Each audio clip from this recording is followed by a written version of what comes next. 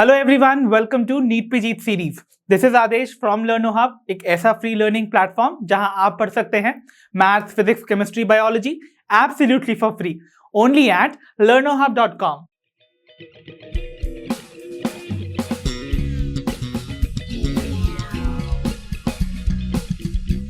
तो बच्चों, आज के सेशन में हम करने जा रहे हैं the must practice questions from the chapter cell the unit of life. So I hope आप सभी रेडी होंगे मेरे साथ इन इंपॉर्टेंट क्वेश्चंस को प्रैक्टिस करने के लिए। So without wasting much time, let's get started.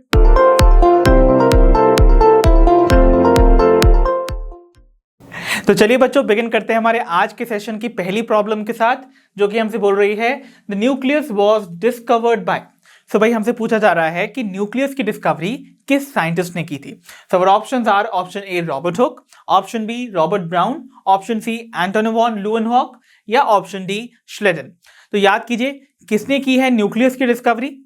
So the correct option would be option B, Robert Brown ने। राइट तो रॉबर्ट ब्राउन ने डिस्कवर किया था न्यूक्लियस। राइट अगर हम बात करें रॉबर्ट हुक की, तो उन्होंने डिस्कवर किया था सेल को, और कहां किया था? while he was observing the cork cells of the bark of the oak tree। Right तो ओक ट्री की बार्क में उन्होंने जब कॉर्क सेल्स देखे थे, तो they were the dead cells, उनको डिस्कवर किया था for the first time Robert Hooke ने। ठीक है।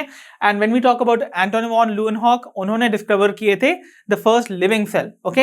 एंड देन श्लेडन, आप जानते हैं इनका कॉन्ट्रीब्यूशन है श्लेडन एंड श्वान का इन दी सेल थ्योरी। तो दे पोस्टुलेटेड दी सेल थ्योरी। ओके। तो यहां पर हमसे न्यूक्लियस की डिस्कवरी पूछी गई थी। So the correct option would be option B, Robert Brown who discovered the nucleus. तो चलिए बच्चों, अब हम बढ़ते हैं अपनी प्रॉब्लम नंबर 2 पर, that says which among the following cell organelles is not bound by any membrane। तो यानी कि दी हुई इन सेल ऑर्गेनल्स में से आपको उस सेल ऑर्गेनल को आइडेंटिफाई करना है जो कि किसी मेम्ब्रेन से कवर्ड या बाउंड नहीं होती है। So our options are option A chloroplast, option B mitochondria, option C nucleus या ऑप्शन डी द राइबोसोम्स। तो याद कीजिए, कौन सी ऐसी सेल ऑर्गेनल है जिसकी चारों तरफ कोई मेम्ब्रेन नहीं है। वो ऐसी वाली जो सेल ऑर्गेनल है, वो आपको बैक्टीरिया के केस में भी देखने को मिल सकती है ना, in case of prokaryotic cells, because वहां पर भी आपको नहीं देखने को मिलते हैं the membrane bound cell organelles. तो कौन सी है वो सेल ऑर्गेनल इनमें से? तो that would be the ribosomes. Right so the correct option would B ribosomes, because ribosomes आपने पढ़ा है दे आर न्यूक्लियोप्रोटीन्स, यानी कि वो न्यूक्लिक एसिड और प्रोटीन की कॉम्बिनेशन है। और कौन सा न्यूक्लिक एसिड वहां देखने को मिलता है? That is the RNA.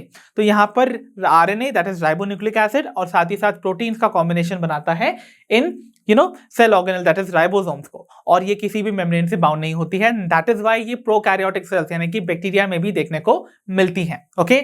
While अगर हम बात करें क्लोरोप्लास्ट, माइटोकॉन्ड्रिया, न्यूक्लियस, तीनों की तीनों के पास आपको देखने को मिलेंगी द डबल मेम्ब्रेन, यानी कि मेम्ब्रेन भी प्रेजेंट होगी और वो भी डबल मेम्ब्रेन, यानी कि आउटर एंड इनर दो मेम्ब्रेन देखने को मिलती है in case of these other 3 cell organelles. That means ये तीनों की तीनों सेल मेम्ब्रेन बाउंड है। ओके। तो इसका मतलब the correct option would be option D. तो आइए बच्चों, डिस्कस करते हैं the problem number 3, that says who proposed the concept of omnis cellula e cellula. तो यानी कि ओमनिस सेल्युला ए सेल्युला का कॉन्सेप्ट देने वाले साइंटिस्ट को आपको यहां पर दिए हुए ऑप्शंस में करना है आइडेंटिफाई। तो याद है आप सभी को ओमनिस सेल्युला ए सेल्युला का क्या मतलब होता था? That means all cells arise from the pre existing cells. Okay. तो सारे सेल्स जो हैं वो ऑलरेडी प्रेजेंट सेल से ही डेवलप होते हैं। तो इस कॉन्सेप्ट को प्रपोज किसने किया था? आइए ऑप्शन देख लेते हैं। ऑप्शन ए श्लेडन, ऑप्शन बी श्वान, ऑप्शन सी रुडोल्फ वर्काउ या ऑप्शन डी ल्यूवेनहॉक। तो कौन से हैं भाई वो साइंटिस्ट जिन्होंने प्रपोज किया था इस कॉन्सेप्ट को? That was Rudolf Virchow. Right तो याद कीजिए, मैंने आपको बताया था श्लेडन एंड श्वान ने इनिशियली सेल थ्योरी प्रपोज की थी, बाद में रुडोल्फ वर्काउ ने कॉन्सेप्ट दिया था ओमनिस सेल्युला ए सेल्युला का, जिसमें कि बताया गया था कि all cells arise from pre existing cells, और इस पोस्टुलेट को भी ऐड कर दिया गया है into the modern cell theory which was proposed by the Schleiden and Schwann. So that means the correct option would be option C. तो आइए बच्चों, अब हम डिस्कस करते हैं अपनी प्रॉब्लम नंबर 4 को, that says a thick and tough glycocalyx is known as. तो भाई ऐसा ग्लाइकोकेलिक्स जो कि थिक एंड टफ है, उसे हम क्या बुलाते हैं? So our options are option A mesosome, option B slime layer, option C capsule या ऑप्शन डी द माइक्रोबॉडीज। तो याद कीजिए, मैंने आपको बताया था ग्लाइकोकैलिक्स के बारे में कि वो एक प्रोकैरियोटिक सेल की सबसे आउटर मोस्ट लेयर होती है, राइट, और वो सेल वॉल के आउटर साइड पे प्रेजेंट होती है। तो ये जो ग्लाइकोकैलिक्स है वो दो फॉर्म्स में एग्जिस्ट करते हुए नजर आता है अलग अलग बैक्टीरिया में। तो कुछ बैक्टीरिया के केस में ये एक जेलाटिनस या जेली लाइक लेयर के फॉर्म में नजर आएगा, ओके, और कुछ के फॉर्म में ये एक हार्ड टफ कवरिंग के फॉर्म में नजर आता है। सो अगर वो हार्ड एंड टफ होता है तो इनमें से कौन सा स्ट्रक्चर वो फॉर्म करेगा? ऐसे केस में it will be called a capsule, right. तो याद कीजिए, कैप्सूल जो है वो हार्ड एंड एक थिक टफ कवरिंग होती थी ऑफ द ग्लाइकोकैलिक्स, ओके। और बाकी जो ऑप्शंस हैं अगर हम देखें, मैंने आपको बोला था कि जो ग्लाइकोकैलिक्स है वो जेलाटिनस या जेली लाइक फॉर्म में भी एग्जिस्ट करता है and that is called slime layer, but वो जेली लाइक है, that is not thick and tough, okay. While अगर हम बात करें मेसोसोम की, तो मेसोसोम जो है वो इनफोल्डिंग्स होती हैं of the plasma membrane of the prokaryotic cell, जो कि रेस्पिरेशन में हेल्प करती है, बिकॉज रेस्पिरेशन में जो एंजाइम्स कुछ इन्वॉल्व होते हैं आगे की प्रोसेसेस में, वो इनकी मेम्ब्रेन में एम्बेडेड होते हैं, okay. So those are found in the mesosome, जो कि रेस्पिरेटरी फंक्शन को परफॉर्म करता है। सो बेसिकली ग्लाइकोकैलिक्स जो है वो कवरिंग का काम कर रहा है ना, तो it is acting as a protective covering, ठीक है। And microbodies is all together separate, right. तो इसका मतलब option C would be correct over here. तो आइए बच्चों डिस्कस करते हैं अपनी प्रॉब्लम नंबर 5 को, that says which among the following functions is carried out by the mesosomes। तो mesosomes जिनके बारे में मैंने आपको पिछले ही क्वेश्चन में बताया था कि ये प्लाज्मा मेम्ब्रेन की इनफोल्डिंग्स होती हैं। तो mesosomes इनमें से कौन से फंक्शन परफॉर्म करते हैं ये हमको बताना है इस क्वेश्चन में। So our options are option A DNA replication, option B respiration, option C formation of cell wall या option D all of the above. तो याद कीजिए सबसे पहले तो मेसोसोम्स के बारे में। तो मैंने आपको बताया था, सपोज ये एक बैक्टीरियल सेल की सेल वॉल है और यहां से ये जा रही है the plasma membrane, okay. So plasma membrane जो है वो अंदर की तरफ इस तरीके से कुछ फोल्डिंग्स में कन्वर्ट हो जाती है, ओके। ये जो फोल्डिंग्स होती हैं of the plasma membrane, they represent the मेसोसोम्स। और जो मेसोसोम्स हैं उनके कौन कौन से फंक्शंस मैंने आपको बताए थे while I was discussing my concept add on video. तो मैंने आपको बोला था ये बेसिकली इन्वॉल्व होते हैं इन रेस्पिरेशन, राइट, और साथ ही साथ ये डीएनए की रेप्लिकेशन और उनके डिस्ट्रीब्यूशन को भी रेगुलेट करते हैं टू दी डॉटर सेल। साथ ही साथ ये सेल वॉल की फॉर्मेशन में भी हेल्प करते हैं। और तो और ये प्लाज्मा मेम्ब्रेन का देखिए सरफेस एरिया भी तो इंक्रीज कर रहे हैं। So if this is the cell wall और ये प्लाज्मा मेम्ब्रेन है, तो ये प्लाज्मा मेम्ब्रेन का देखिए सरफेस एरिया कितना बढ़ गया, ओके। तो they increase the surface area of plasma membrane and साथ ही साथ जो प्रोकैरियोटिक सेल का एंजाइमेटिक कंटेंट है, यानी कि एंजाइम्स का जो कंटेंट है या अमाउंट है, उसको ये इंक्रीज करती है। तो दैट मींस कितने सारे फंक्शंस जो है वो मेसोसोम परफॉर्म कर रहा है।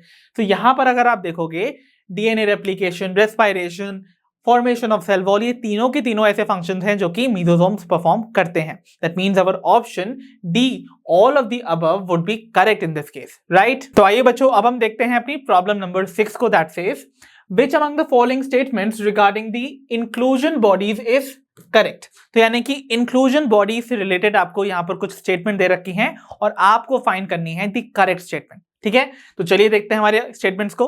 तो पहली स्टेटमेंट जो हमको ऑप्शन ए में दे रखी है, that is they are membrane bound structures lying freely in the cytoplasm. तो आपको पता है इंक्लूजन बॉडीज को मैंने बताया था while I was discussing the prokaryotic cell.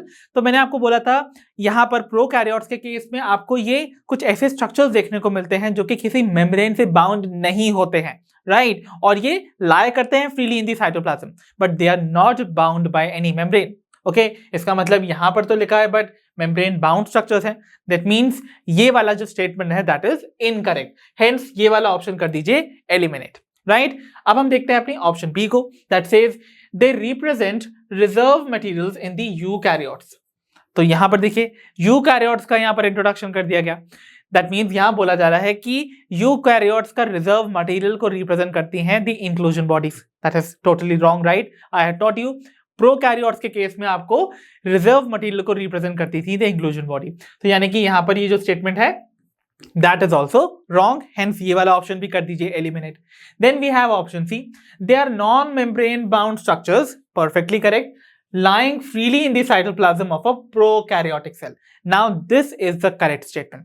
जहां पर आपको बोला जा रहा है कि ये नॉन मेम्ब्रेन बाउंड स्ट्रक्चर्स हैं, यानी कि इनके चारों तरफ कोई मेम्ब्रेन नहीं है, साथ ही साथ ये साइटोप्लाज्म में फ्रीली फ्लोट कर रहे हैं, ओके, एंड ये आपको देखने को मिल रहे हैं in the cytoplasm of the prokaryotic cell. That means यही वो स्टेटमेंट है जो कि कंप्लीटली करेक्ट है. So the correct option would be option C over here. पहले अगर हम ऑप्शन डी को देखें तो देखिए यहां पर बोला जा रहा है there are chain of particles that carry out a series of reaction. No, so this option is also wrong. तो इसका मतलब the correct option would be option C over here. तो आइए बच्चों डिस्कस करते हैं अपनी प्रॉब्लम नंबर 7 को, जिसमें हमसे बोल रहे हैं small circular extra chromosomal DNA seen in the bacteria are called. तो बैक्टीरिया के केस में आपको कुछ एक्स्ट्रा क्रोमोसोमल डीएनए देखने को मिलते हैं जो कि स्मॉल होते हैं, सर्कुलर होते हैं. ऐसे डीएनए को हम क्या बुलाते हैं? So our options are option A plasmids, option B mesosomes, option C pili या option D the glycocalyx. तो याद कीजिए ऐसे स्ट्रक्चर्स जो कि जो बैक्टीरियल क्रोमोसोम है उसके अलावा आपको साइटोप्लाज्म में फ्लोट करते हुए नजर आएंगे, साथ ही साथ they are going to be small and circular. तो देखिए मैं आपको यहाँ रिप्रेजेंट कर देता हूं. सपोज ये एक बैक्टीरियल सेल है और इस बैक्टीरियल सेल की suppose this is the cell wall. Okay, तो यहां पर मैंने रिप्रेजेंट किया है द बैक्टीरियल क्रोमोसोम, राइट. तो ये बैक्टीरियल क्रोमोसोम है,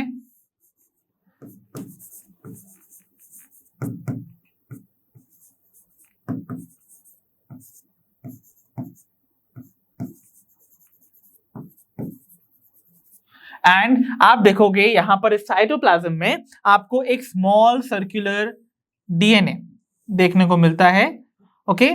और ये वाला जो आपको डीएनए देखने को मिलता है इसको हम क्या बुलाते हैं? सो इसको हम बुलाते थे, याद कीजिए, we used to call it the plasmids. तो इसका मतलब the correct option among these options would be option A plasmids, right? तो आइए बच्चों देखते हैं अपनी प्रॉब्लम नंबर 8 को. That says the structures that help bacteria to attach to rocks और द होस्ट टिश्यू आर. तो बैक्टीरिया को किसी रॉक या होस्ट टिश्यू से अटैच करने में कौन से स्ट्रक्चर्स हेल्प करते हैं? So our options are option A holdfast, option B rhizoids, option C fimbriae या ऑप्शन डी द पिलाई. तो याद कीजिए कौन से थे वो स्ट्रक्चर्स जो कि बैक्टीरिया को हेल्प करते हैं to adhere themselves to the rocks या फिर किसी होस्ट बॉडी में. तो उन स्ट्रक्चर्स को मैं बैक्टीरियल सेल के, आपको बेसिकली याद है ना कुछ अपेंडेजेस मैंने बताए थे इनके सरफेस से अराइज करते हैं जो.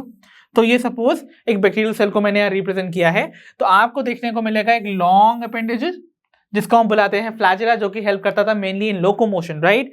देन आपको कुछ शॉर्टर और थिकर और फ्यूअर नंबर में आपको देखने को मिलते थे कुछ अपेंडेजेस जिन्हें हम बुलाते थे द पिलाई, और ये दो बैक्टीरियल सेल को आपस में कनेक्ट करने में हेल्प करता है या कांटेक्ट आने में हेल्प करता है. तो बेसिकली यही हेल्प करते थे in the process of sexual phenomena जो कि देखने को मिलती है called conjugation in case of bacteria. तो यहां पर आपको बैक्टीरियल सेल में ये पिलाई भी देखने को मिलेंगे, साथ ही साथ देखने को मिलेंगे कुछ शॉर्ट ब्रिस्टल लाइक स्ट्रक्चर्स जो कि पूरी इनकी बॉडी को कवर कर रहे हैं. ओके, सो ये जो छोटे छोटे स्ट्रक्चर्स आपको देखने को मिलते थे ये हेल्प करते हैं बैक्टीरिया को to adhere to the rock surface या फिर किसी होस्ट टिश्यू में. सो इन्हें हम बुलाते थे द फिम्ब्रे. याद है आप सभी को? So fimbriae are basically the structures जो कि हेल्प करेंगे बैक्टीरियल सेल को to attach to the host body or the rocks. So the correct option would be option C over here. तो चलिए बच्चों डिस्कस करते हैं अपनी प्रॉब्लम नंबर 9 को. That says the chain of several ribosomes attached to a single strand of mRNA represents. तो यानी कि mRNA, एक सिंगल स्टैंड ऑफ mRNA पे अटैच्ड आपको बहुत सारे चेन में लगे हुए देखने को मिलेंगे several ribosomes. और इस एंटायर स्ट्रक्चर को हम क्या बुलाते हैं या ये क्या रिप्रेजेंट करता है? So our options are option A polysomes, option B polypeptides, option C polynucleic acids या ऑप्शन डी प्लास्टिडोम. तो क्या होते थे वो स्ट्रक्चर्स? याद कीजिए they were something like this ना, मैंने आपको बताया था. तो सपोज अगर ये एक एमआरएनए का मॉलिक्यूल है और इस एमआरएनए से अटैच्ड आपको देखने को मिलेंगे ऐसे several ribosomal subunits, right. तो ये राइबोसोम्स की ऐसी असेंबली देखने को मिलेगी ऑन दिस एमआरएनए.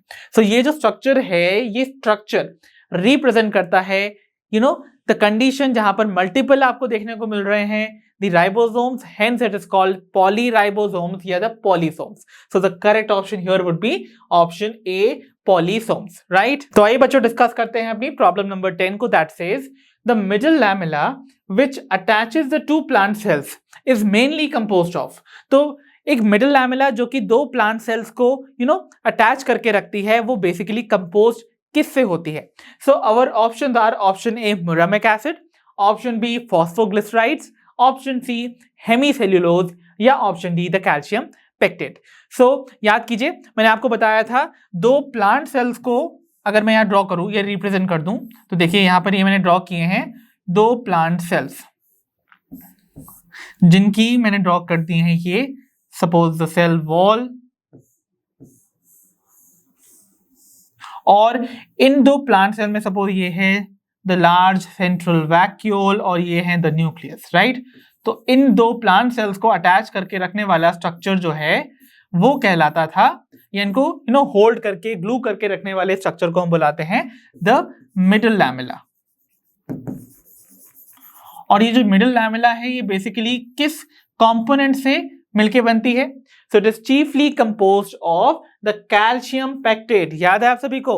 तो यहां पर पेक्टेट का डिपोजिशन होता था, खास करके calcium pectate, and that is what it makes कि जिसकी वजह से क्या होता है, दो प्लांट सेल्स आपस में ग्लूड हो जाते हैं टुगेदर या हेल्ड हो जाते हैं together. So over here the correct option would be the option D, calcium pectate in this case. Okay, तो आइए बच्चों डिस्कस करते हैं अपनी प्रॉब्लम नंबर 11 को, that says who proposed the fluid mosaic model of the plasma membrane. तो plasma membrane के fluid mosaic model को किसने प्रपोज किया था? तो ऑप्शन है हमारे, option A Schleiden and Schwann, option B Singer and Nicolson, option C Watson and Crick या option D Danielli and Davson. तो याद कीजिए मैंने आपको बताया था कि जो प्लाज्मा मेम्ब्रेन का स्ट्रक्चर होता है वो कैसा होता है? It is made up of a phospholipid bilayer, यानी कि दो फॉस्फोलिपिड की लेयर आपको यहाँ पर स्टैक नजर आएंगी जिनके बीच में आपको प्रोटीन्स एम्बेडेड नजर आते हैं, राइट?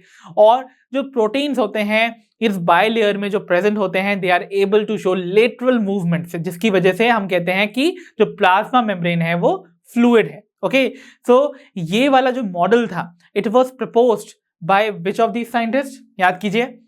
सो इसको प्रपोज किया था सिंगर एंड निकोलसन ने. तो इसका मतलब the correct option here would be option B, Singer and Nicolson. तो आइए बच्चों डिस्कस करते हैं अपनी प्रॉब्लम नंबर 12 को, that says which among the following transport processes represent movement of ions and molecules across the plasma membrane against the concentration gradient. तो इस question में हमसे बोला जा रहा है टू आइडेंटिफाई बेसिकली इनमें से कौन सी ऐसी ट्रांसपोर्ट प्रोसेस देखी जाती है in case of plasma membrane जहां पर मॉलिक्यूल्स और आयंस का जो मूवमेंट है वो अगेंस्ट हो रहा है द कॉन्सेंट्रेशन ग्रेडियंट. यानी कि कॉन्सेंट्रेशन ग्रेडियंट मतलब यहां पर दो जगह पर आपको या सल्यूट या फिर आयंस के कॉन्सेंट्रेशन में डिफरेंस नजर आएगा. तो अगर हम बोलते हैं अगेंस्ट द कॉन्सेंट्रेशन ग्रेडियंट, आप जानते हैं नॉर्मली मूवमेंट आयंस का कहां होता है? From high to low concentration, right? तो किसी भी चीज का अगर मूवमेंट आपको देखने को मिलेगा तो वो अलोंग द कॉन्सेंट्रेशन ग्रेडियंट देखने को मिलेगा, that means from high to low. But अगर हम बोलते हैं against the concentration gradient, that means movement of ions या मॉलिक्यूल देखने को मिलेगा from region of lower concentration to the region of high concentration. So basically direction आपका reverse हो गया इन दिस केस. तो ऑब्वियसली जब आपको किसी भी चीज को लो कॉन्सेंट्रेशन से हाई कॉन्सेंट्रेशन में ट्रांसपोर्ट करवानी है तो you will have to spend your energy in that. और ऐसी प्रोसेस क्या कहलाती थी? तो आप रिकॉल कीजिए by the time I am reading out the options. So option A is osmosis, option B active transport, option B passive transport, option D diffusion. तो भाई कौन सी प्रोसेस कहलाएगी वो? सिंस यहाँ पर एनर्जी का एक्टिव इन्वॉल्वमेंट हो रहा है, hence we call this transport is active transport, right? So the correct option would be option B over here in this case. Well अगर हम बात करें पैसिव ट्रांसपोर्ट की, तो यहां पर अलोंग द कॉन्सेंट्रेशन ग्रेडियंट आपको देखने को मिलेगा movement of the ions and the molecules, right. और जब भी कोई चीज हाई टू लोअर कॉन्सेंट्रेशन में जाती है तो आप जानते हैं यहां पर कोई भी एनर्जी का एक्सपेंडिचर नहीं होता है। आप इसको डायरेक्टली एग्जांपल ले सकते हैं, जैसे आप किसी पहाड़ की चढ़ाई को चढ़ रहे हैं, तो आपको पता है ना, अगर आप पहाड़ को यानी कि लोअर रीजन से हायर रीजन की तरफ यानी कि हाइट पे जाएंगे तो आप देखेंगे आपको एनर्जी ज्यादा स्पेंड करनी पड़ेगी to climb up that hill. अगर आपको वहां से ऊपर से नीचे आना है तो एट दैट टाइम आपको पता है वहां पर हाई टू लो आने पे आपको ज्यादा एनर्जी स्पेंड नहीं करनी पड़ेगी, राइट। तो इसका मतलब यहां पर active transport is the case जहां पर आपको लो टू हाई कॉन्सेंट्रेशन में मूवमेंट कराना है ऑफ द मॉलिक्यूल्स और आयंस, और उसमें एनर्जी एक्सपेंडिचर है, hence we call it the active transport, right. तो आइए बच्चों डिस्कस करते हैं अपनी प्रॉब्लम नंबर 13 को, that says which among the following cell organelles does not form a part of the endomembrane system। so endomembrane system का इनमें से कौन सा सेल ऑर्गेनल पार्ट नहीं होता है। so our options are option A vacuole, option B lysosome, option C mitochondria या option D endoplasmic reticulum. तो याद कीजिए मैंने एंडोमेम्ब्रेन सिस्टम के सेल ऑर्गेनल्स को याद करने के लिए मैंने आपको एक सिंपल सी ट्रिक बोली थी, आप 4 लेटर्स को याद रखिए और इसको इसी सीक्वेंस में याद रख लीजिए। So it was EGLV, right. So E for endoplasmic reticulum, G for Golgi bodies, L for lysosomes and V for vacuole. तो इनमें से कौन सा कंपोनेंट आपको यहाँ पर मिसिंग नजर आ रहा है, that is obviously Golgi bodies, और उसकी जगह पर यहाँ पर माइटोकॉन्ड्रिया लिख दिया गया है, hence mitochondria would not be the part of the endomembrane system. तो इसका मतलब option C in this case would be correct. तो आइए बच्चों डिस्कस कर लेते हैं अपनी प्रॉब्लम नंबर 14 को, that says which among the following set of statements regarding the endoplasmic reticulum is correct, right। तो बेसिकली यहां पर आपको एंडोप्लाज्मिक रेटिकुलम से रिलेटेड कुछ यहां पर स्टेटमेंट दे रखी हैं, और इन स्टेटमेंट को पढ़ने के बाद आपको करेक्ट सेट ऑफ स्टेटमेंट को आइडेंटिफाई करना है from these options given below. तो आइए डिस्कस करते हैं अपनी पहली स्टेटमेंट को, दैट इज फर्स्ट स्टेटमेंट आपको बोल रही है endoplasmic reticulum divides the intracellular space into luminal and extra luminal space. तो आपको पता है एंडोप्लाज्मिक रेटिकुलम एक मेम्ब्रेन बाउंड सेल ऑर्गेनल है, इजंट इट। तो दैट मींस ये आपको देखने को मिलेगा फ्लोटिंग इन दी साइटोप्लाज्म ना। तो देखिए यहां पर अगर मैं इसकी पोजीशन बताऊं तो आपको पता है ना कि सपोज ये न्यूक्लियस में ड्रॉ कर देता हूं रफली, ओके। तो आपको पता है जो न्यूक्लियर मेम्ब्रेन होती है उसकी आउटर मेम्ब्रेन के ही कंटिन्यूएशन से आपको अराइज करता हुआ नजर आता है दी रफ एंडोप्लाज्मिक रेटिकुलम, राइट। तो यहां पर मैंने सपोज ऐसे ड्रॉ कर दिए हैं दी राइबोसोम्स, ओके। तो देखिए ये जो स्ट्रक्चर आपको देखने को मिल रहा है, एक इसके अंदर आपको स्पेस नजर आ रही है ना, दिस एंडोप्लाज्मिक रेटिकुलम को अगर मैं एनलार्ज करके आपको दिखाऊं तो आप देखोगे यहां पर जो आपको यहां पर स्पेस नजर आ रही है इनसाइड, राइट। तो ये जो स्पेस है वो लूमेन है ना ऑफ द एंडोप्लाज्मिक रेटिकुलम। तो यानी कि ये जो स्पेस अंदर नजर आएगी in the lumen of the endoplasmic reticulum would be called the luminal space, और एक स्पेस आपको बाहर नजर आएगी जो कि है द साइटोप्लाज्म। तो यानी कि पूरा जो साइटोप्लाज्म आपका रिमेनिंग बचा हुआ है that would be called the extra luminal space, यानी कि वो स्पेस जो कि लूमेन के बाहर प्रेजेंट है ऑफ द एंडोप्लाज्मिक रेटिकुलम। तो this is extra luminal space. सो ये दो स्पेस डेवलप हो जाती हैं just because of these endoplasmic reticulum। तो ये statement regarding endoplasmic reticulum would be considered correct, right. तो इसका मतलब that is going to be correct. अगर हम देखते हैं सेकंड स्टेटमेंट को, that is rough endoplasmic reticulum has ribosomes attached to their surface. तो आप जानते हैं रफ एंडोप्लाज्मिक रेटिकुलम को रफ इसलिए ही बुलाया जाता है बिकॉज उनके सरफेस पे अटैच दिखाई देते हैं राइबोसोम्स, ओके। तो उनका अपीयरेंस आपको नजर आता है to be rough, and hence हम कह सकते हैं ये वाली स्टेटमेंट भी करेक्ट है, ओके।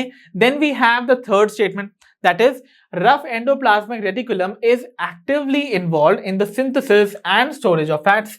क्या ये स्टेटमेंट करेक्ट है? क्या रफ एंडोप्लाज्मिक रेटिकुलम फैट के स्टोरेज एंड सिंथेसिस में एक्टिवली पार्ट करता है या पार्टिसिपेट करता है? No, not at all. यहां पर ये फंक्शन परफॉर्म करते हैं the smooth endoplasmic reticulum, because आपको पता है रफ एंडोप्लाज्मिक रेटिकुलम पे अटैच्ड होते हैं राइबोसोम्स द प्रोटीन फैक्ट्री। तो बेसिकली ये प्रोटीन के फॉर्मेशन और उनसे रिलेटेड जो जितने भी मॉडिफिकेशंस हैं उसमें इन्वॉल्व होते हैं the rough endoplasmic reticulum, while जो स्मूथ एंडोप्लाज्मिक रेटिकुलम है उन पे राइबोसोम्स अटैच नहीं होते हैं and thus they are involve in the synthesis and storage of the lipids. तो इसका मतलब यहां पर ये statement regarding rough endoplasmic reticulum would be considered incorrect. ठीक है, अब हम देखते हैं अपनी last statement, that is smooth endoplasmic reticulum are extensive and continuous with the outer membrane of the nucleus। तो क्या स्मूथ एंडोप्लाज्मिक रेटिकुलम आपको एक्सटेंसिव नजर आती है और वो न्यूक्लियर मेम्ब्रेन से कंटिन्यूस नजर आती है? नो ना, मैंने आपको बोला है न्यूक्लियर मेम्ब्रेन से कंटिन्यूस फॉर्मेशन में आपको नजर आएगी द रफ एंडोप्लाज्मिक रेटिकुलम जिस पे अटैच्ड होते हैं दी राइबोसोम्स। तो इसका मतलब ये वाली statement regarding the smooth endoplasmic reticulum in this particular statement would be incorrect. इसका मतलब ये वाली स्टेटमेंट भी होगी इनकरेक्ट। सो हमारी करेक्ट सेट ऑफ स्टेटमेंट कौन कौन सी रही भाई? Only first and second. तो देखते हैं कौन सा ऐसा ऑप्शन है जहां पर फर्स्ट और सेकंड ऑप्शन जो है वो करेक्ट बताया जा रहा है, that is option A in this case. So here the correct option would be option A. तो आइए बच्चों देखते हैं अपनी प्रॉब्लम नंबर 15 को, that says identify the wrong statement with respect to the plasma membrane of a cell. तो plasma membrane of a cell से related आपको रॉन्ग स्टेटमेंट को करना है identify from the statements given below. तो हमारी पहली स्टेटमेंट है plasma membrane is mainly composed of lipids and proteins, okay, where the lipids are mostly phospholipids arranged in a bilayer। That's perfectly correct, right? तो मैंने आपको बताया हुआ है, स्ट्रक्चर पढ़ाया हुआ भी है of the plasma membrane. I had taught you कि कैसे वहां पर आपको देखने को मिलते हैं बहुत सारे लिपिड मॉलिक्यूल्स, राइट? तो मैं यहाँ पर इसको ड्रॉ करके आपको पहले रिप्रेजेंट कर देता हूं। तो सपोज मैं यहाँ ड्रॉ कर रहा हूं दी lipid molecules. So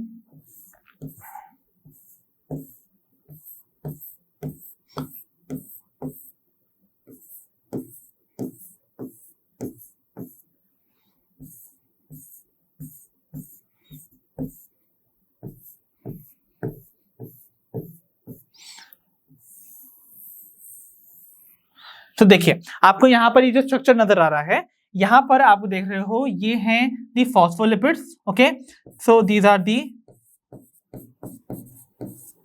phospholipids and यहां आपको देखने को मिल रहे हैं प्रोटीन्स। तो मैंने यहाँ पर एक ही इंटीग्रल प्रोटीन बना दिया है जो कि कंप्लीटली एम्बेडेड है इन दिस बायलेयर। तो आप देखिए यहाँ पर जो फॉस्फोलिपिड्स हैं वो बायलेयर यानी कि दो लेयर्स में अरेंज्ड है, ओके। एक लेयर आपको ये नजर आ रही है और एक लेयर ये नजर आ रही है, तो ये बाय लेयर हो गई है ना, बिकॉज बाय मीन्स टू, राइट? तो यहाँ पर दो लेयर में अरेंज आपको बायलिपिड बाय लेयर नजर आ रही है ऑफ द फॉस्फोलिपिड और साथ ही साथ यहाँ पर प्रोटीन का आपको एक तरह से इंट्रूजन नजर आ रहा है और they are embedded in that plasma membrane. So ये स्टेटमेंट परफेक्टली करेक्ट है रिगार्डिंग द प्लाज्मा मेम्ब्रेन, और क्योंकि हमको यहाँ फाइंड करनी है दी रॉन्ग स्टेटमेंट तो इसलिए हम इस वाले ऑप्शन को कर देंगे एलिमिनेट, बिकॉज ये स्टेटमेंट करेक्ट है।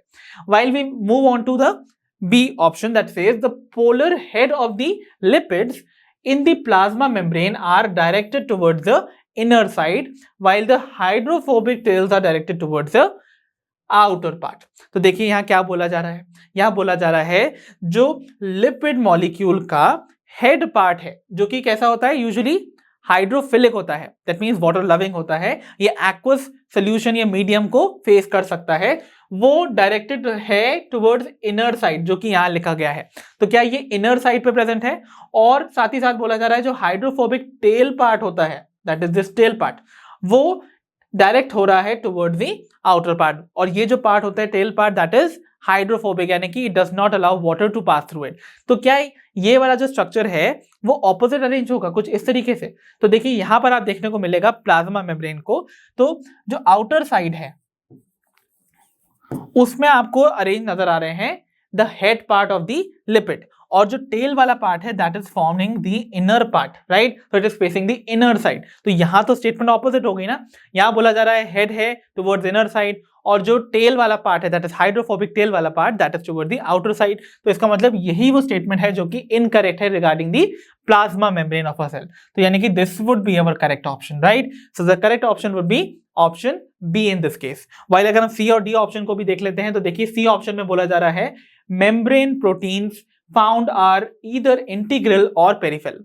तो जो प्रोटीन्स हैं वो आइदर आपको कंप्लीटली एम्बेडेड नजर आएंगे इन दिस प्लाज्मा मेम्ब्रेन की बाइलेयर में, या फिर अक्सर आपको एक ही लेयर से अटैच नजर आ सकते हैं। तो दैट इज आइदर ये पेरिफेरल भी हो सकते हैं और साथ ही आपको इंटीग्रल भी नजर आ सकते हैं, यानी कि पूरी तरह से एम्बेडेड नजर आ सकते हैं इन दी प्लाज्मा मेम्ब्रेन। तो ये statement regarding the plasma membrane is correct, इसलिए इस ऑप्शन को भी कर दीजिए एलिमिनेट।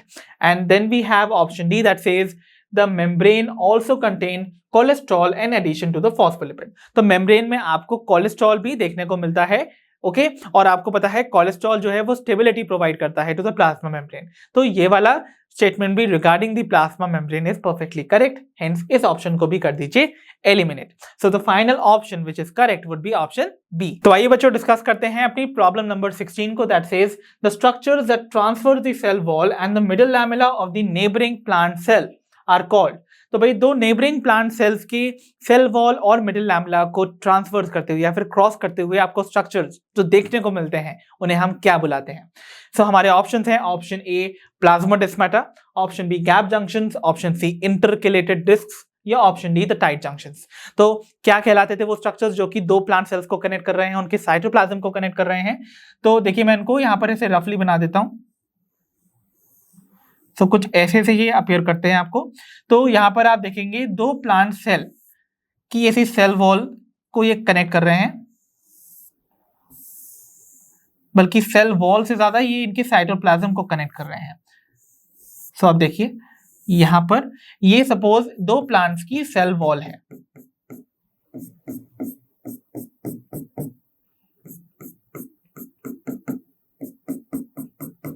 ओके और यहां पर इनको ज्वाइन करके रख रहे हैं द मिडिल लैमेला।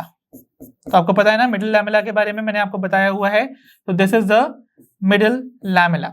तो ये कनेक्ट करता है, ग्लू करके रखता है दो प्लांट सेल्स को टुगेदर, और आपस में आप देखोगे इन दो के बीच में से ट्रांसफर्स करता हुआ नजर आ रहा है आपको ये स्ट्रक्चर, जो कि बेसिकली जिसका ओरिजिन होता है from the smooth endoplasmic reticulum. और ये जो स्ट्रक्चर होता है इसे हम बुलाते थे दी प्लाज्मोडेस्माटा, राइट। तो ये प्लाज्मोडेस्माटा दो प्लांट सेल्स के साइटोप्लाज्म को कनेक्ट कर रहा है, जिसके थ्रू इनके साइटोप्लाज्म जो है वो कांटेक्ट में है। So hence the correct option here would be option A plasmodesmata. So अगर आपके मन में एक क्वेश्चन आता है लाइक क्या ये गैप जंक्शन नहीं हो सकता था, क्योंकि गैप जंक्शन जो कि हमने पिछले चैप्टर में पढ़ा था वहां पर भी आपको कुछ सिमिलर स्ट्रक्चर देखने को मिल रहा था, बट उनके ओरिजिन डिफरेंट है। वहां पर मेम्ब्रेन पे, एनिमल सेल्स की मेम्ब्रेन पे आपको कुछ आपको चैनल्स नजर आते थे, जो कि दो सेल्स के चैनल्स जब आपस में अलाइन करते थे तो एक ट्यूब बन जाता था, जिसके थ्रू दो सेल्स के या दो नेबरिंग सेल्स के साइटोप्लाज्म कांटेक्ट में आते थे। बट यहां पर आपको देखने को मिल रहे हैं ऐसा स्ट्रक्चर जिसका ओरिजिन हुआ है firstly from the smooth endoplasmic reticulum, और वो कनेक्ट कर रहे हैं दो cytoplasm of a plant cell. तो एनिमल्स के केस में ये करेक्ट माना जाता, बट प्लांट्स के बारे में बात हो रही है, तो hence the correct option would be plasmodesmata, और इसका singular word would be plasmodesma. So the correct option is option A. तो आइए बच्चों डिस्कस करते हैं अपनी प्रॉब्लम नंबर 17 को, that says flat disc shaped sacs seen in the Golgi bodies are called. So भाई Golgi bodies की case में आपको दिखने वाले फ्लैट डिस्क शेप्ड स्ट्रक्चर्स को हम क्या बुलाते हैं? so, हमारे ऑप्शन हैं option A thylakoids, option B cisternae, option C cristae या ऑप्शन डी वेसिकल्स। तो याद कीजिए वो फ्लैटेंड स्ट्रक्चर्स आपको जो Golgi bodies के केस में देखने को मिलते हैं कुछ ऐसे से आपको देखते हुए नजर आते हैं ना। तो ये जो स्ट्रक्चर्स होते हैं इन्हें हम क्या बुलाते हैं? So they are called cisternae. Okay तो याद कीजिएगा आपको मैंने बताया था Golgi बॉडीज के जो कंपोनेंट्स होते हैं उनमें आपको cisternae flattened sac like structure देखने को मिलते थे, जिनसे पिंच ऑफ होती हुई नजर आती है एक ग्लोबुलर या फिर स्फेरिकल स्ट्रक्चर, जिन्हें हम बुलाते हैं द वेसिकल्स। तो वेसिकल्स इनके ग्लोबुलर कंपोनेंट्स हैं जो कि इनसे रिलीज होते हैं। वाइल अगर हम बात करें फ्लैटेंड स्ट्रक्चर्स की तो those will be called the cisternae. तो please don't get confused with the word cristae, because cristae होती थी माइटोकॉन्ड्रिया की इनर मेम्ब्रेन की इनफोल्डिंग्स, राइट। तो वो अलग है, वो माइटोकॉन्ड्रिया से रिलेटेड है। वही अगर हम बात करें सिस्टर्ने तो वो आपको यहाँ पर Golgi bodies and even in case of the endoplasmic reticulum भी देखने को मिलती हैं। So the correct option would be option B. तो आइए बच्चों डिस्कस करते हैं अपनी प्रॉब्लम नंबर 18 को, that says the membrane that covers the vacuole is called. तो भाई वैक्यूल को कवर करने वाली मेम्ब्रेन को हम क्या बुलाते हैं? तो हमारे ऑप्शंस हैं option A tonoplast, option B plasmalemma, option C sarcolemma या ऑप्शन डी न्यूरोलेमा। तो याद कीजिए क्या कहलाती थी the membrane of the vacuole, तो we used to call it the tonoplast, याद है। तो टोनोप्लास्ट इज द मेम्ब्रेन जो कि कवर करके रखती है the vacuole, while plasma lemma is the another name for the plasma membrane. Sarcolemma basically plasma membrane होती है ऑफ द मसल फाइबर, ठीक है। तो जो मसल सेल होते हैं उसकी मेम्ब्रेन को हम बुलाते हैं द सार्कोलेमा, एंड सिमिलरली जो न्यूरॉन की मेम्ब्रेन होती है उसे हम बुलाते हैं neurolemma. Okay, so over here the correct option would be option A tonoplast. तो आइए बच्चों डिस्कस करते हैं अपनी problem number 19 that says the hydrolases present within the lysosomes function optimally at. तो भाई जो लाइसोसोम्स के अंदर आपको हाइड्रोलेजेस यानी कि हाइड्रोलाइटिक एंजाइम्स देखने को मिलते हैं वो अपने ऑप्टिमम फंक्शन कब परफॉर्म करते हैं। सो यहाँ पर आपको बेसिकली कुछ पीएच दे रखे हैं। तो याद कीजिए हाइड्रोलाइटिक एंजाइम जो हाइड्रोलेजेस कहलाते हैं, दैट मींस ये वाटर का इस्तेमाल करके बॉन्ड्स ब्रेक करते हैं बिटवीन दी बायोमोलिक्यूल्स। और कौन कौन से टाइप के आपको हाइड्रोलेजेस देखने को मिलते हैं विद इन अ लाइसोसोम, तो आपको देखने को मिलते थे कार्बोहाइड्रेजेस जो कि कार्बोहाइड्रेट्स को ब्रेक करते थे, प्रोटीएजेस जो कि प्रोटीन्स को ब्रेक करते थे, लाइपेजेस जो कि लिपिड्स को ब्रेक करते थे, एंड न्यूक्लियेजेस जो कि न्यूक्लिक एसिड्स को ब्रेक डाउन करते हैं। तो दैट मींस ये सारे हाइड्रोलेजेस जो हैं वो ऑप्टिमली किस पीएच पे वर्क करते हैं। तो our options are option A alkaline pH, option B neutral pH, option C acidic pH या ऑप्शन डी वेरिएबल पीएच। तो याद कीजिए मैंने आपको बताया था for these enzymes to function properly the medium should be acidic in nature. तो इसका मतलब लाइसोसोम्स के अंदर जो वेसिकल बेसिकली एक वेसिकल है ना जिसमें हाइड्रोलाइटिक एंजाइम्स हैं, तो वो एक्टिव ही तब होंगे जब एसिडिक पीएच वहां पर प्रेजेंट होगा। So the correct option would be option C acidic pH in this case. I hope that is clear. तो आइए बच्चों डिस्कस करते हैं अपनी प्रॉब्लम नंबर 20 को, that says glycoproteins and glycolipids are chiefly synthesised in. तो जो ग्लाइकोप्रोटीन्स एंड ग्लाइकोलिपिड्स हैं उनका चीफ सिंथेसिस इनमें से कौन सी सेल ऑर्गेनल में आपको देखने को मिलेगा।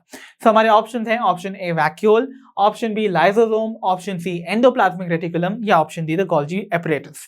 तो मैंने आपको बताया भी था कि ग्लाइकोप्रोटीन्स एंड ग्लाइकोलिपिड्स का जो चीफ सिंथेसिस है वो टेक प्लेस होता है with in the Golgi apparatus. So here the correct option would B Golgi apparatus. याद है सभी को, यहाँ पर आपको ग्लाइकोलिपिड्स एंड ग्लाइकोप्रोटीन्स तो पता ही होंगे ना। तो ग्लाइकोप्रोटीन्स क्या होते थे, जहां पर प्रोटीन के मॉलिक्यूल पर अटैचमेंट देखने को मिलता था ऑफ दी कार्बोहाइड्रेट रेसिड्यू। तो ये एक ब्रांच कार्बोहाइड्रेट रेसिड्यू में सपोज ड्रॉ कर देता हूं, तो this is going to represent a glyco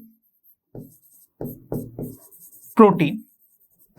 okay, and similarly अगर मैं लिपिड से बात करूं तो यहां पर ग्लाइकोलिपिड्स में तो मैं एक लिपिड मॉलिक्यूल ऐसे ही बना देता हूं, और यहां पर सपोज आपको अटैचमेंट नजर आ रहा है ऑफ दी कार्बोहाइड्रेट और दी शुगर रेसिड्यू।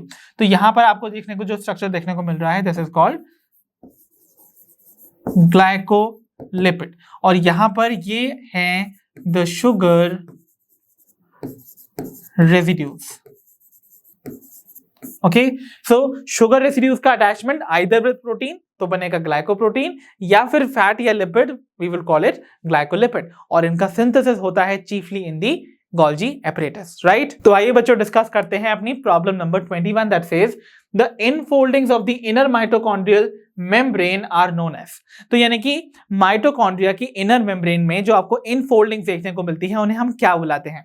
तो हमारे ऑप्शंस हैं option A lamellae, option B villi, option C cristae या ऑप्शन डी मीजोसोम्स। तो याद कीजिए मैंने आपको माइटोकॉन्ड्रिया का स्ट्रक्चर पढ़ाया हुआ है। सो माइटोकॉन्ड्रिया का स्ट्रक्चर आपको पता है ना, माइटोकॉन्ड्रिया बेसिकली क्या है, एक डबल मेम्ब्रेनस सेल ऑर्गेनल है। तो सपोज ये ड्रॉ की है मैंने दी आउटर मेम्ब्रेन, और इस आउटर मेम्ब्रेन में आप देखोगे इसके बाद जो नीचे आ रही है that is the inner membrane, और इनर मेम्ब्रेन जो है वो ऐसी कंटिन्यूअस नहीं है, it is infolding several times इस तरीके से।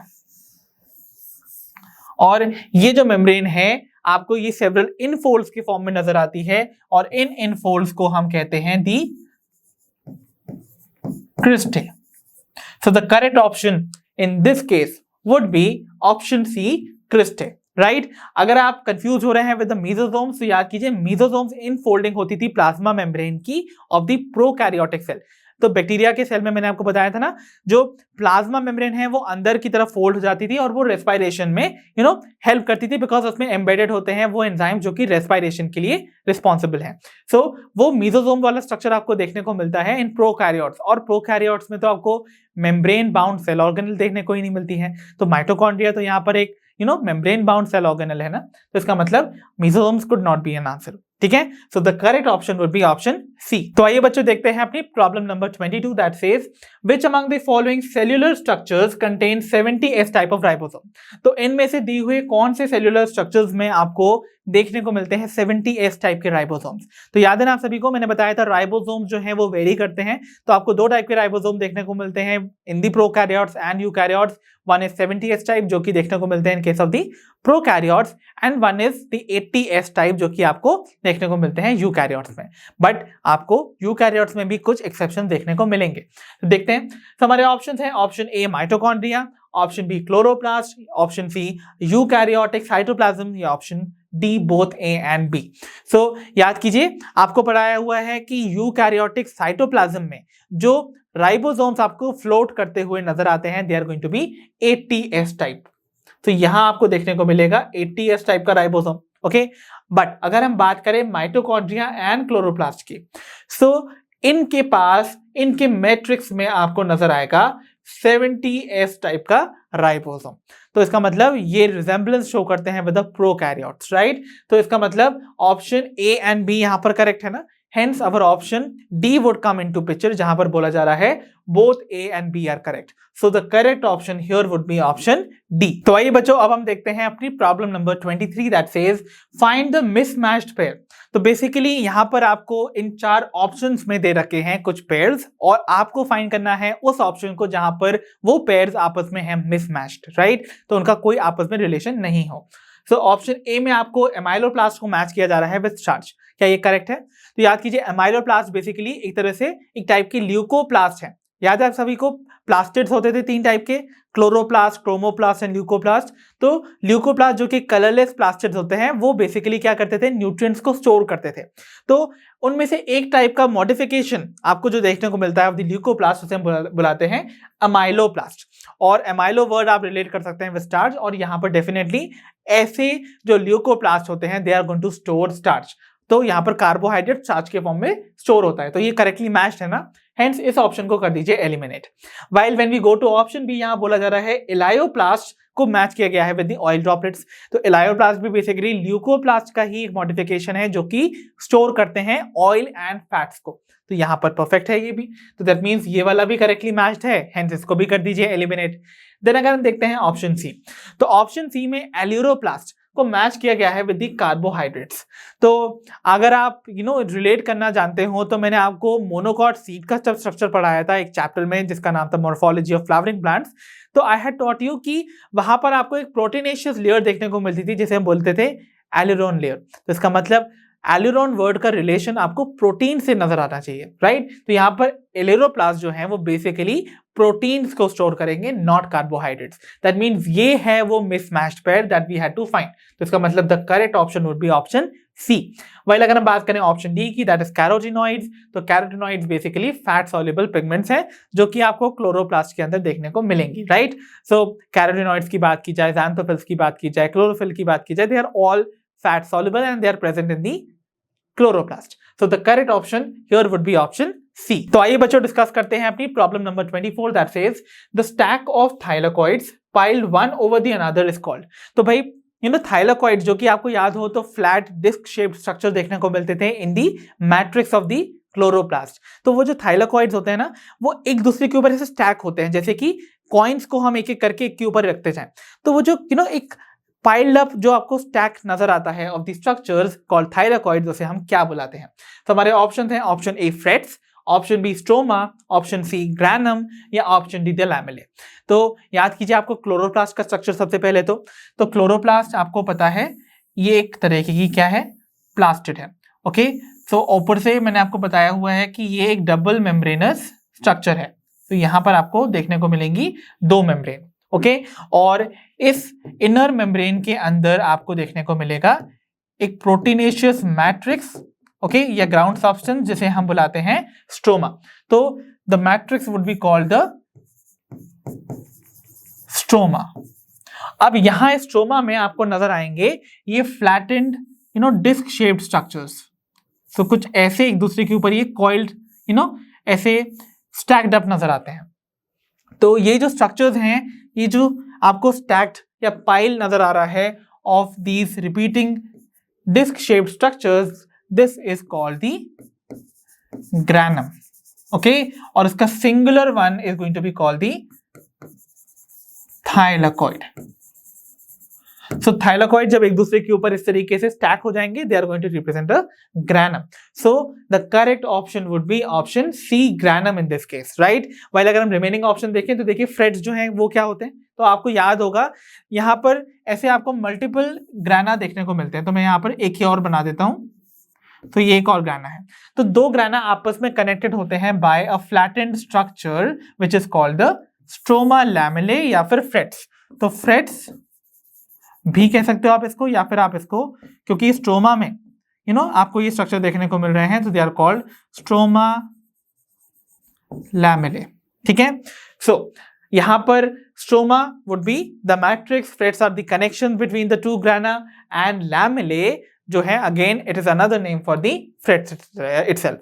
तो इसका मतलब the correct option would be option C, granum in this case. तो आइए बच्चों, अब हम देखते हैं अपनी प्रॉब्लम नंबर 25 को, जो कि हमसे बोल रही है राइबोसोम्स वर डिस्कवर्ड बाय। तो भाई राइबोसोम्स की डिस्कवरी किसने की है?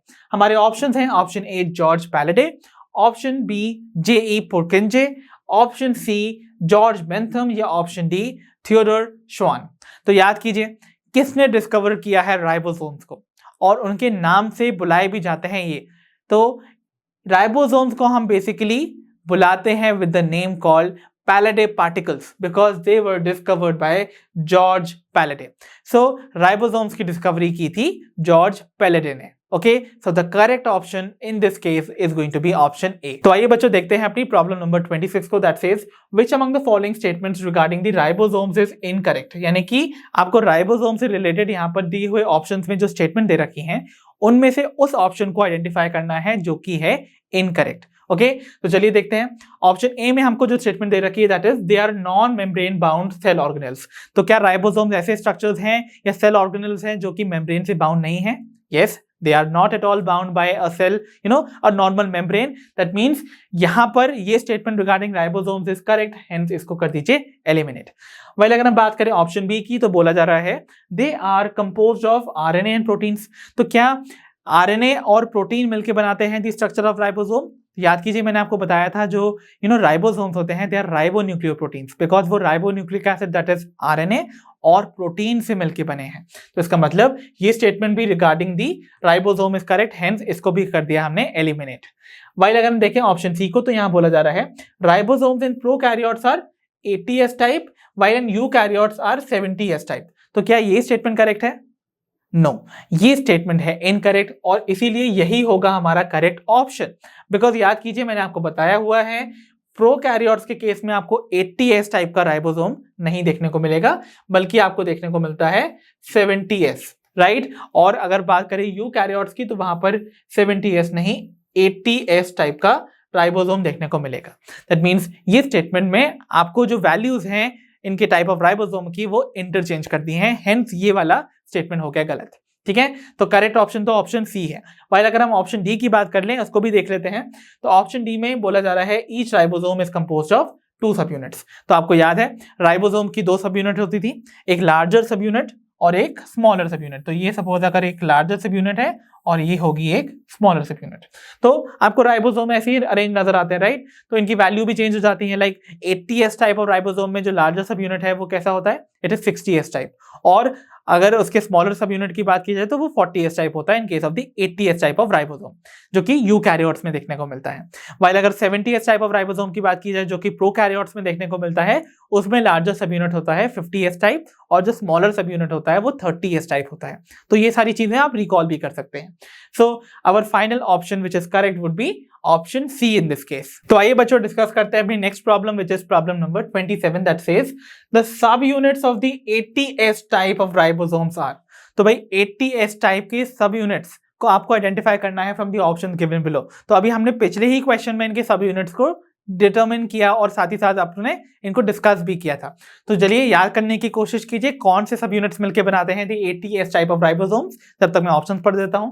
तो option A is 50S and 30S, option B 50S and 40S, option C 60S and 30S, या option D 60S and 40S। तो याद कीजिए जो 80S टाइप ऑफ राइबोसोम जो यूकैरियोटिक आपको साइटोप्लाज्म में देखने को मिलता है, that is going to be composed of 60S and 40S type of ribosomal subunits, right. तो जो लार्जर सब यूनिट है वो 60S टाइप होती है और जो स्मॉलर सब यूनिट है वो 40S टाइप होती है। So the correct option here would be option D. तो आइए बच्चों डिस्कस करते हैं अपनी प्रॉब्लम नंबर 28 को, that says the arrangement of axonemal microtubules of the cilia and flagella is. तो सीलिया एंड फ्लैजिला के केस में आपको जो माइक्रोट्यूब्यूल्स का अरेंजमेंट है वो इनमें से कौन सा टाइप का नजर आता है। तो आपको याद है ना, सीलिया एंड फ्लैजिला का एक सेंट्रल कोर होता था जिसे हम बुलाते थे एक्सोनिम। वो उसमें माइक्रोट्यूब्यूल्स अरेंज्ड होते हैं और वो किस टाइप से अरेंज्ड होते हैं आइए हम फाइंड आउट करते हैं फ्रॉम दी ऑप्शंस। तो option A is 9+0 array, option B 9+2 array, option C 2+9 array, या ऑप्शन डी 0+9 एरे। तो याद कीजिए सीलिया एंड फ्लैजिला के केस में वो माइक्रोट्यूब्यूलर अरेंजमेंट कहलाता था 9+2 एरे। ओके, तो यहां पर आपको 9 पेरिफेरल ट्यूब्यूल्स देखने को मिलते हैं और 2 सेंट्रल ट्यूब्यूल्स देखने को मिलते हैं। तो I am making a rough diagram ताकि मैं आपको सिर्फ रिप्रेजेंट करके बता सकूं कि कैसे उनका अरेंजमेंट होता है। So I am just trying to make it. तो देखिए यहां पर आपको देखने को मिलने वाले हैं 9 डबलेट्स। तो मैं यहाँ पर 9 ऐसे कॉलम्स वो करके कोशिश करता हूँ। 1 2 3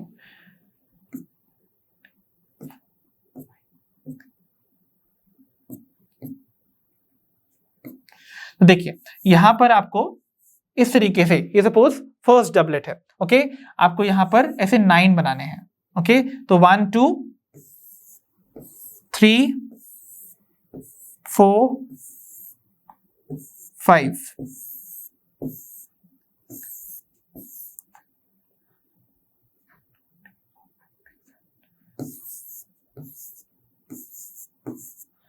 तो देखिए यहां पर आपको अरेंज नजर आ रहे हैं द 9 डबलेट्स। तो यहां पर ये 9 peripheral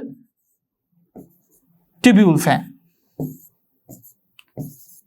okay, so these are all 9 peripheral tubules और 2 सेंटर में आपको ट्यूब्यूल्स अरेंज नजर आते हैं जो कि आपस में कनेक्टेड होते हैं बाय दी द लिंकर्स। तो यहां पर आपको ये जो पेरिफेरल ट्यूब्यूल्स है ना, ये भी आपस में कनेक्टेड नजर आएंगे। देखिए कुछ इस तरीके से यहां पर भी आपको ऐसे ब्रिज नजर आते हैं जिन्हें हम बुलाते हैं इंटर डबलेट ब्रिज।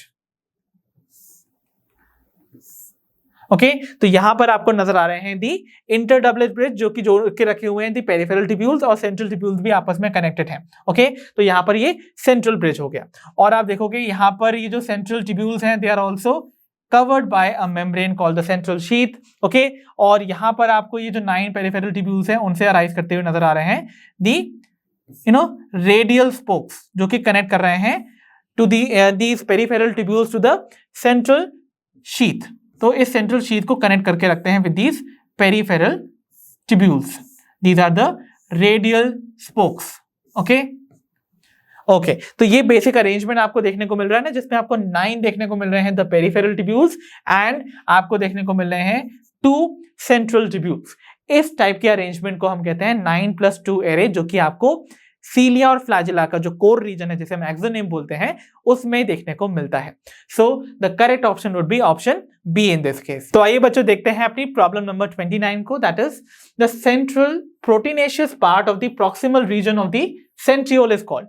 तो सेंट्रियोल के प्रॉक्सिमल रीजन में जो आपको सेंटर में प्रोटीनेशियस पार्ट देखने को मिलता है उसे हम क्या बुलाते हैं। तो our options are option A spoke, option B hub, option C axoneme, या ऑप्शन डी द ब्रिजेस। तो अगर आपको याद हो सेंट्रियोल्स में भी माइक्रोट्यूब्यूलर अरेंजमेंट देखने को मिलता है जो कि होता था 9+0। सो यानी कि 9 आपको पेरिफेरल ट्यूब्यूल्स देखने को मिलते थे जो कि ट्रिपलेट्स में होते थे इस टाइम, राइट। याद है आपको सीलिया फ्लैजिला के केस में डबलेट्स पाई जाती थी। यहां पर जो 9 आपको पेरिफेरल ट्यूब्यूल्स देखने को मिलेंगे they are going to contain triplets. और जो सेंट्रल वाला रीजन है वहां पर आपको कोई माइक्रोट्यूब्यूल्स का अरेंजमेंट देखने को नहीं मिलने वाला। दैट मींस यहां पर सेंटर में there would be no microtubules. तो यहां पर आपको देखने को मिलती है एक प्रोटीनेशियस आपको पार्ट देखने को मिलेगा इन द सेंटर, और उस पार्ट को हम बुलाते हैं the hub. So the correct option here would be the hub. और स्पोक्स बेसिकली रेडियल स्पोक की बात हो रही है जो कि कनेक्ट करके रखता है पेरिफेरल ट्यूब्यूल्स को भी with this central part called the hub. और एक्सोनीम का यहाँ कोई रिलेशन नहीं है because axoneme is the central core part of the cilia and flagella. और ब्रिजेस बेसिकली कनेक्ट करके रखते हैं दी obviously the peripheral tubules together. So here the correct option would be option B. तो आइए बच्चों देखते हैं अपनी प्रॉब्लम नंबर 30 को, that says nucleolus takes part in the formation of। तो यानी कि न्यूक्लियोलस जो कि आपको न्यूक्लियस के अंदर एक सेंट्रल रीजन नजर आता था जो कि किसी मेम्ब्रेन से बाउंड नहीं होता था, वो स्ट्रक्चर इनमें से किन स्ट्रक्चर के फॉर्मेशन में पार्टिसिपेट करता है? So हमारे option are option A DNA, option B mRNA, option C tRNA या ऑप्शन डी आरआरएनए। तो याद कीजिए मैंने आपको न्यूक्लियोलस से रिलेटेड इंफॉर्मेशन बताई थी दैट ये वो जगह है जो एक्टिवली सिंथेसाइज करते हैं दी राइबोसोमल आरएनए, यानी कि जो पार्ट बनेंगे ऑफ दी राइबोसोम उस आरएनए को ये फॉर्म करते हैं। क्योंकि आपको याद है ना राइबोसोम जो हैं वो राइबोन्यूक्लियोप्रोटीन्स हैं, वो राइबोन्यूक्लिक एसिड यानी कि आरएनए से फॉर्म्ड होते हैं। और कौन से टाइप के आरएनए? That is rRNA. तो आरआरएनए का सिंथेसिस कहां हो रहा है? न्यूक्लियोलस में। इसका मतलब आप कह सकते हो कि जो site of formation of ribosomes हैं वो भी न्यूक्लियोलस ही कहलाएंगी। So the correct option would be option D in this case. तो आइए बच्चों डिस्कस करते हैं अपनी प्रॉब्लम नंबर 31 को, that says an elaborate network of filamentous proteinaceous structures. तो एक इलैबोरेट नेटवर्क यानी कि बहुत ही एक्सटेंसिवली फैला हुआ फिलामेंटस प्रोटीनेशियस नेटवर्क यानी कि फिलामेंटस प्रोटीन के नेटवर्क का स्ट्रक्चर जो कि मेंटेन करता है the shape of the cell is called. तो बेसिकली हमसे पूछा जा रहा है अगर आप सेल का जो शेप है उसको मेंटेन करने वाला एक आपको फिलामेंटस यानी कि long thread like protein structures का एक नेटवर्क देखने को मिलेगा, उस नेटवर्क को हम बेसिकली क्या बुलाते हैं? तो हमारे ऑप्शंस हैं option A endoplasmic reticulum, option B cytoskeleton, option C the chromosomes या ऑप्शन डी क्रोमैटिन। सो आप सभी को पता है इसका क्या करेक्ट आंसर होगा? That would be option B cytoskeleton. तो साइटोस्केलेटन में आने वाले आपको पता ही है, आपको माइक्रोट्यूब्यूल्स, माइक्रोफिलामेंट्स, इंटरमीडिएट फिलामेंट्स, ये सारे स्ट्रक्चर्स जो देखने को मिलते हैं ना, they are responsible for maintaining the shape of the cell. तो इसका मतलब the correct option would be option B cytoskeleton. तो आइए बच्चों देखते हैं अपनी प्रॉब्लम नंबर 32 को, that says the region of primary constriction in the chromosomes are called. तो क्रोमोसोम्स के केस में आपको जो प्राइमरी कॉन्स्ट्रिक्शन देखने को मिलता है उसे हम क्या बुलाते हैं? तो हमारे ऑप्शंस हैं option A centrosome, option B centriole, option C centromere या ऑप्शन डी काइनेटोकोर्स। तो क्रोमोसोम का अगर मैं स्ट्रक्चर आपको ड्रॉ करके बताऊं तो याद है आप सभी को, ये सपोज मैं ड्रॉ कर रहा हूं दो आर्म्स ऑफ द क्रोमोसोम और इनके मीटिंग के जंक्शन पे आपको देखने को मिलता है एक कॉन्स्ट्रिक्शन यानी कि एक इंडेंटेशन देखने को मिलता है, उसे हम क्या बुलाते हैं? So this was called the centromere. याद है आप सभी को? So here the correct option would be option C centromere. Okay, तो याद है आपको सेंट्रोमियर बनता था the basis for classifying the various type of chromosomes. So here the correct option is option C.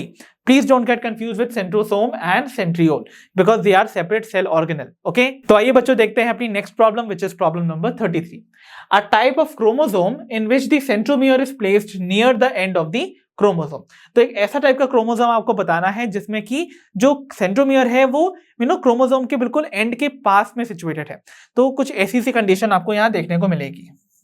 तो यहां पर ये सपोज सेंट्रोमियर है और यहां पर ये बिल्कुल near the end of one arm है। तो ऐसे में आप देखोगे क्रोमोसोम को हम क्या बुलाते हैं? सो ऑप्शंस हैं हमारे option A telocentric, option B metacentric, option C submetacentric या ऑप्शन डी एक्रोसेंट्रिक। तो ऐसा टाइप का क्रोमोसोम क्या कहलाता था जहां पर सेंट्रोमियर नियर द एंड हो?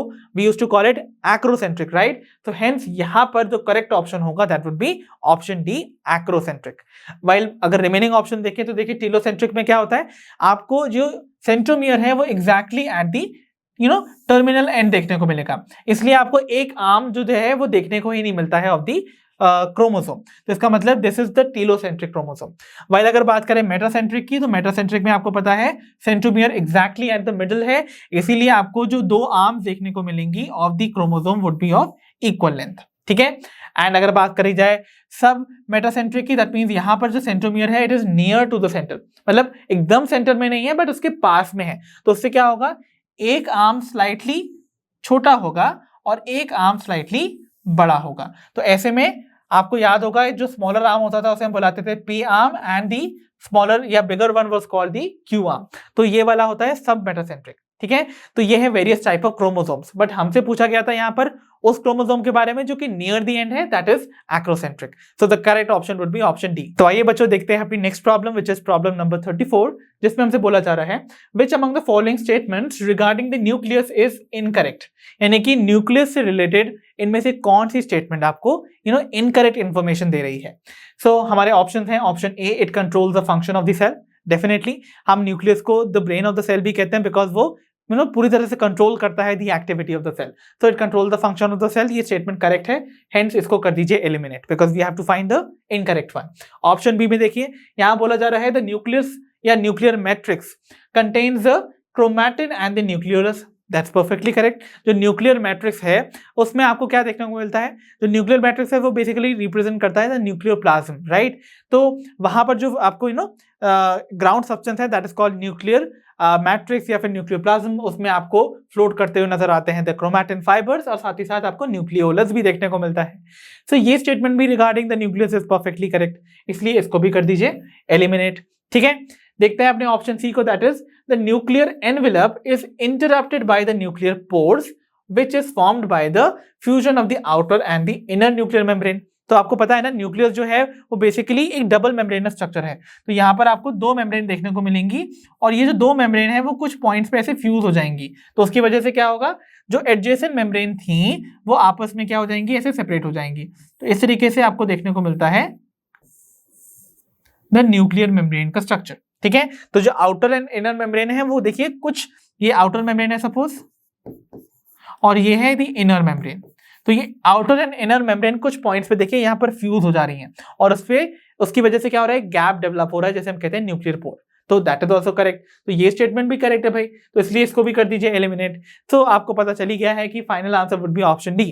तो यहाँ ऑप्शन डी में देखिए क्या बोला जा रहा है, nuclear pores help in movement of molecules from the nucleus to the cytoplasm only. तो यहाँ बोला जा रहा है कि जो न्यूक्लियर पोर्स ये जो डेवलप हो रहे थे ना, जो कि आपको यहाँ देखने को मिल रहे हैं, so this is the nuclear pore. ये वो रीजन है जहां पर कि आपको न्यूक्लियस की आउटर और इनर मेम्ब्रेन जो है वो फ्यूज करते हुए नजर आ रही है, और वो पोर डेवलप हो रहा है। सो ये जो न्यूक्लियर पोर है, इसके थ्रू सिर्फ न्यूक्लियस से साइटोप्लाज्म तक ही इंफॉर्मेशन मूव हो सकती है, यानी कि ओनली इन वन डायरेक्शन। क्या ये स्टेटमेंट करेक्ट है? नो, ये स्टेटमेंट है इनकरेक्ट, एंड हेंस यही हमारा करेक्ट ऑप्शन है, बिकॉज ये जो ओपनिंग है और द न्यूक्लियर पोर है वो इंफॉर्मेशन को न्यूक्लियस से बाहर साइटोप्लाज्म तक भी भेजता है, और साथ ही साथ कुछ मॉलिक्यूल्स को अंदर आने की भी लिए हेल्प करता है, या फैसिलिटेट करता है। तो यानी कि movement will be in both direction, चाहे साइटोप्लाज्म से न्यूक्लियस हो या न्यूक्लियस से साइटोप्लाज्म, दोनों ही यहाँ पर फैसिलिटेट होते हैं by the nuclear pore. So the correct option here would be option D in this case. तो चलिए बच्चों, बढ़ते हैं हमारे आज के सेशन की लास्ट क्वेश्चन की ओर, that is question number 35, that says the disc shaped structures present on either side of the centromere in a chromosome is called. तो क्रोमोसोम के केस में जो सेंट्रोमियर होता है उसकी ईदर साइड, यानी कि दोनों तरफ आपको कुछ डिस्क शेप्ड स्ट्रक्चर्स देखने को मिलते हैं। उन डिस्क शेप्ड स्ट्रक्चर्स को हम क्या बुलाते हैं? तो हमारे ऑप्शन हैं, option A kinetosomes, option B polyhedron bodies, option C kinetochores, या ऑप्शन डी थाइलाकॉइड्स। तो याद कीजिए, मैंने आपको बताया था, आपको सेंट्रोमियर क्या नजर आता है, एज अ प्राइमरी कॉन्स्ट्रिक्शन ना, जो कि आपको देखने को मिलता है in case of the chromosome. तो ये जो प्राइमरी कॉन्स्ट्रिक्शन है, इसके दोनों तरफ आपको नजर आते हैं डिस्क शेप्ड स्ट्रक्चर्स। सो इन डिस्क शेप्ड स्ट्रक्चर्स को हम बुलाते थे दी काइनेटोकोर्स, राइट। सो इसका मतलब the correct option would be option C in this case, right. Kinetosomes नहीं, काइनेटोकोर्स, रिमेंबर। तो करेक्ट ऑप्शन यहां पर ऑप्शन सी होने वाला है। I hope that's clear. तो बच्चों, इसी के साथ एंड होता है हमारा आज का मस्ट प्रैक्टिस सेशन, जो कि था from the chapter cell the unit of life. I hope इन क्वेश्चन को प्रैक्टिस करने में आप सभी को बहुत मजा आया होगा। अपना स्कोर मुझे अपने कमेंट सेक्शन में लिखकर जरूर बताइएगा, और अब हम मिलेंगे अपनी नेक्स्ट वीडियो में। अंटिल देन आप पढ़ते रहिए, अपना ध्यान रखिए, और जैसा कि आप सभी जानते हैं, लर्नो हब फ्री है पर बेस्ट है।